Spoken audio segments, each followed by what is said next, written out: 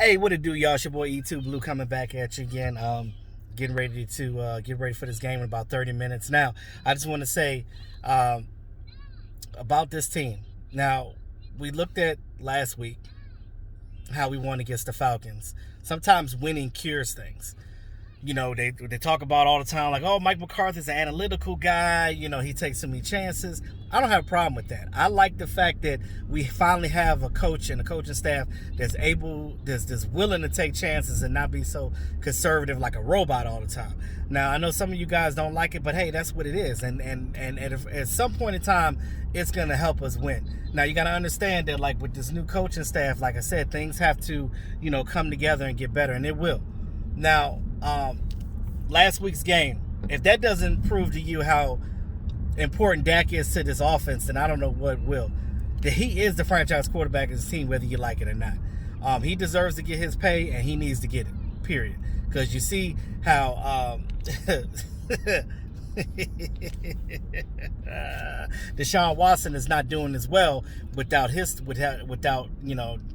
Hopkins or whatever. But yes, every quarterback needs weapons around him. I don't want people keep saying, oh, Dak got all this, Dak got all that. Yeah, but Dak had 3 rushing touchdowns. That was his own doing. You know what I'm saying? Like, that's not him giving it to somebody else. That's him doing it on his own.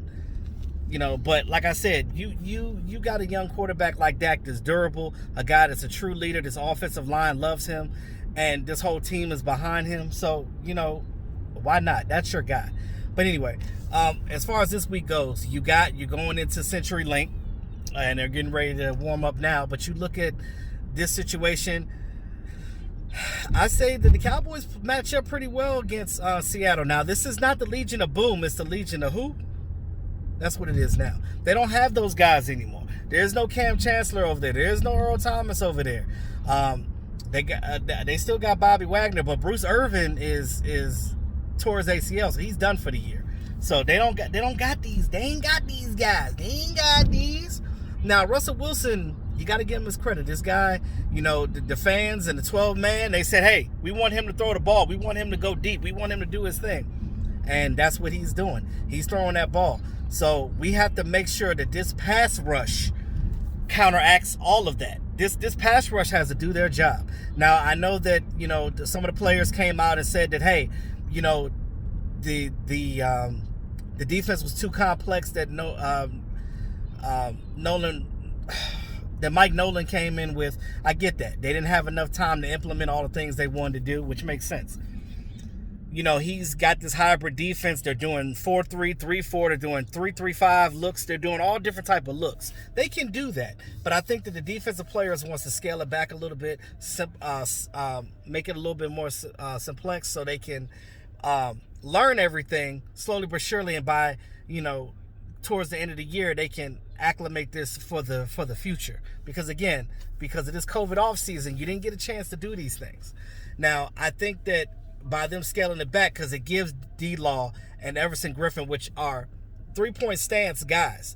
These are not like 3-4 guys. These are 4-3 guys primarily. So, they're not guys that stand up. They're not used to doing that. So, you let them do what they do best and let them rush. Because, again, DeMarcus Lawrence is good when he's at his best, when he's doing what he's doing, what he's comfortable with. Same thing with Everson Griffin. He had 8 sacks with the Vikings last year. So, we know that we got good players. We just got to get them rolling with this defense. Now, if we can fix all that and provide adequate amount of pass rush against Russell Wilson, you got to collapse that pocket. Terry Poe, it's your time, bro. You got to get in there, clog and contain that middle and decrease that, get that pocket out of there. That way, he can't step up in that pocket. He's going to have to rush to the outside to get our defensive guys a chance to make a hit on him, or make him throw the ball out of bounds. Now, but you cannot let him have time to make a bologna sandwich in the pocket. He ain't got time to be back there making a bologna sandwich with extra mayonnaise and lettuce in the pocket.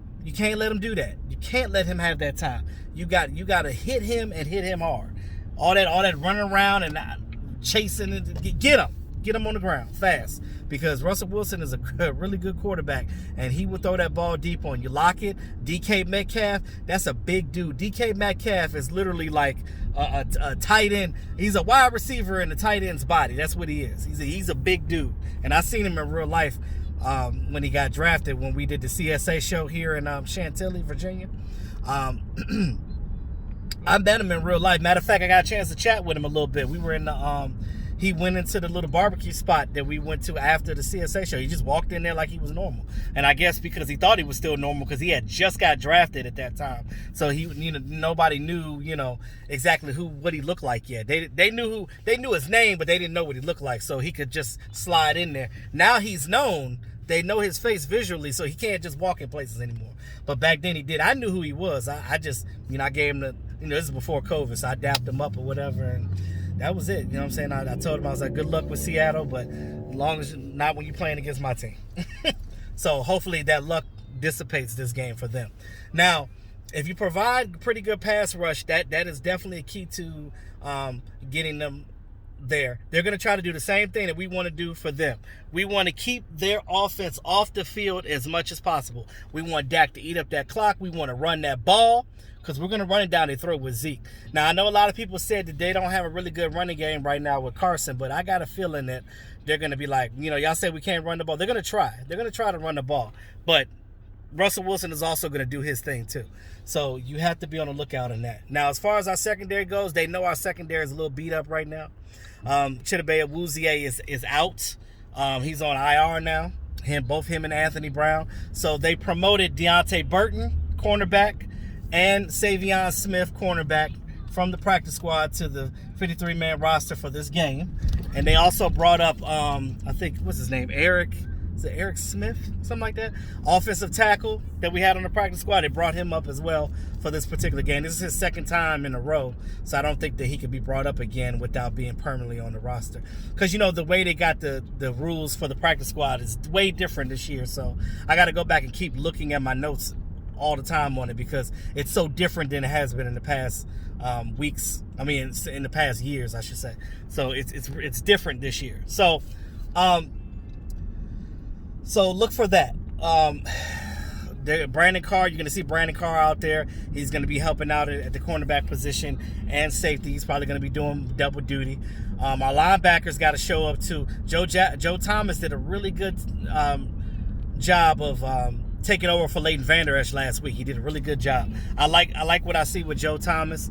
Then this is what our last coaching staff did not do properly. They did not, and I repeat, they did not play guys that were backups. They just, played the starters and was like, all right, we'll figure it out in the long run. No, you got to play these backup guys because, again, when they get game experience, it makes them better. Now, speaking of game experience, that's highly important to this team is offensive line right now. We know that Tyron Smith is not going to be playing in this game.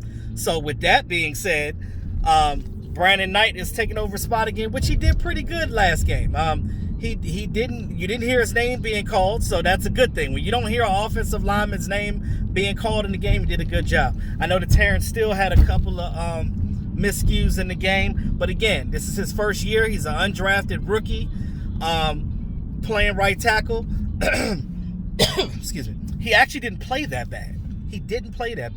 And I think that a lot of people say, oh, well, he got treated like a turnstile. Well, when you go up against Aaron Donald in the first game of the season, then you go up against Tack McKinley in the second game of the season. These are top-tier rushmen in the league. And you're expecting a guy that never played an NFL game in his life to come in and just be dominant? No, it's not going to happen like that. So, I think with his game experience and after hearing his interview and hearing him talk, he's understanding and he's getting better and better. The defensive lineman that he's going against every day in practice, that's key. The fact that he goes against D-Law and Everson and Alden and against all these other guys on a daily basis, these guys tell him, hey, this is what you need to work technique-wise. This is how you need to get better, blah, blah, blah, blah. So, after saying that, it helps him to be a better offensive lineman in his pass blocking and things and all that jazz. So we need to keep Dak upright, and to keep Dak upright, they need to play better. And I think that Terrence Steele, with this game experience, they can't do nothing but get better. Now, this coaching staff obviously trusts these guys. This is the reason why they're holding Tyron Smith out. Because I guarantee you, if this was a playoff game or if this was a game for like a division title, Tyron Smith will be playing. They're saving Tyron Smith. They're not trying to